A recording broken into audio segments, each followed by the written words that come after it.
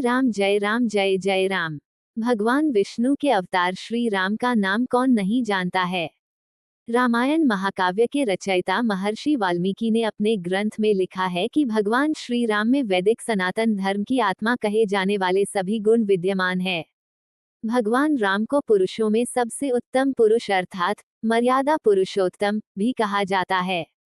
आइए जानते हैं भगवान राम से जुड़े कुछ रोचक तथ्यों के बारे में। त्रेतायुग में जन्मे भगवान श्री राम अयोध्या के महाराज दशरथ के सबसे बड़े पुत्र थे। लक्ष्मण, भरत, शत्रुघ्न राम के भाई थे। भगवान राम की मां कौशल्या थी और शेष सुमित्रा और कैकेयी के पुत्र थे। भगवान राम का विवाह मिथिला नरेश राजा जनक की पुत्री सीता के साथ हुआ था।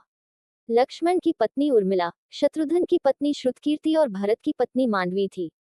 विवाह के पश्चात भगवान राम को राजा दशरथ ने रानी कैकेयी के कहने पर 14 वर्ष के लिए वनवास पर भेज दिया था, क्योंकि एक वचन के अनुसार कैकेयी राजा दशरथ से कुछ भी मांग सकती थी। तो रानी कैकेयी ने दासी मंदोदरी के उकसाने पर भरत को अयोध्या का राजा बनाने और राम को वनवास देने की इच्छा जताई और पिता की आज्ञा का पालन करके भगवान राम सीता और लक्ष्मण के साथ वन की ओर चले गए। ब्रह्मा, विष्णु तथा महेश में से भगवान विष्णु ने संसार की भलाई के लिए कई अवतार लिए हैं। भगवान विष्णु द्वारा कुल 10 अवतार लिए गए, जिसमें से भगवान राम 7वें अवतार माने जाते हैं और यह अवतार भगवान विष्णु के सभी अवतारों में से सबसे ज्यादा पूजनीय माना जाता है। भगवान श्री राम के बारे में महर्षि वाल्मीकि द्वारा अनेक कथाएं लिखी गई हैं। वाल्मीकि के अलावा प्रसिद्ध महाकवि तुलसीदास ने भी श्री राम के महत्व को लोगों को समझाया है। भगवान राम ने कई ऐसे महान कार्य किए हैं जिसने हिंदू धर्म को एक गौरवमय इतिहास प्रदान किया है। भगवान विष्णु ने राम बनकर असुरों का संहार करने के लिए पृथ्वी पर जन्म लिया। भगवान श्री राम ने मात्र घटाव पितृ भक्ति के चलते अपने पिता राजा दशरथ के एक आदेश पर 14 वर्ष तक वनवास काटा।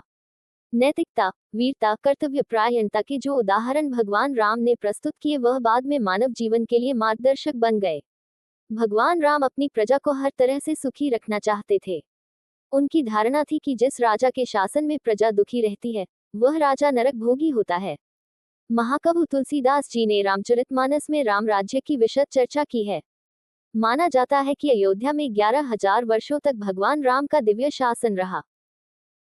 वनवास के दौरान भगवान श्री राम ने देश के सभी आदिवासियों और दलितों को संगठित करने का कार्य किया और उनको जीवन जीने की शिक्षा दी। उन्होंने देश के सभी संतों और उनके आश्रमों को राक्षसों, दैत्यों के आतंक से बचाया था। अपने 14 वर्ष के वनवास के दौरान भगवान राम ने भारत की सभी जातियों और संप्रदायों को एक सूत्र में बांधने का कार्य किया।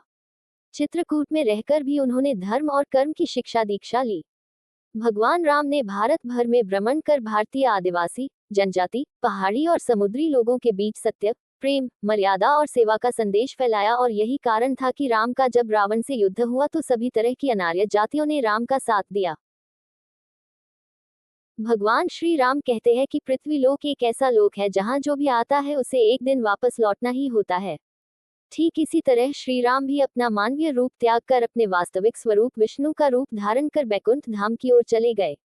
1. वनवास के समय भगवान राम 27 साल के थे। 2. लव और कुश राम तथा सीता के 2 जुड़वा बेटे थे। 3. राम रावण युद्ध के समय इंद्र देवता ने भगवान श्री राम के लिए दिव्य रथ भेजा था। 4. भगवान श्री राम ने पृथ्वी पर 10,000 से भी अधिक वर्षों तक राज किया। 5. भगवान राम का जन्म चैत्र नवमी में हुआ था, जिसको भारतवर्ष में रामनवमी के रूप में मनाया जाता है। 6. भगवान राम ने रावण को मारने के बाद रावण के ही छोटे भाई विभीषण को लंका का राजा बना दिया था। 7. गौतम ऋषि ने अपनी पत्नी अहिल्या को पत्थर बनने का श्राप दिया था और इस श्राप से भगवान राम ने ही उन्हें मुक्ति दिलाई थी। 8. अरण्य नाम के एक राजा ने रावण को श्राप दिया था कि मेरे वंश से उत्पन्न युवक तेरी मृत्यु का कारण बनेगा और भगवान राम इन्हीं के वंश में जन्मे थे। 9. माता सीता को रावण की कैद से आजाद कराने के लिए रास्ते में पड़े समुद्र को पार करने के लिए भगवान राम ने एकादशी का व्रत किया था। 10. वनवास वापसी के बाद भगवान राम के अयोध्या वापसी की खुशी में अयोध्या वासियों ने दीप जलाए थे, तब से दिवाली का त्योहार मनाया जाता है। धार्मिक कथाओं के अनुसार भगवान श्री राम के बिना दुनिया भी कुछ नहीं है। नोटः इस आलेख के तथ्य विविध स्रोतों पर आधारित हैं। भगवान राम और रामायण के बारे में ज्यादा जानकारी के लिए रामायण व रामकथा के जानकार व विद्वान से जानकारी लेना बेहतर होगा।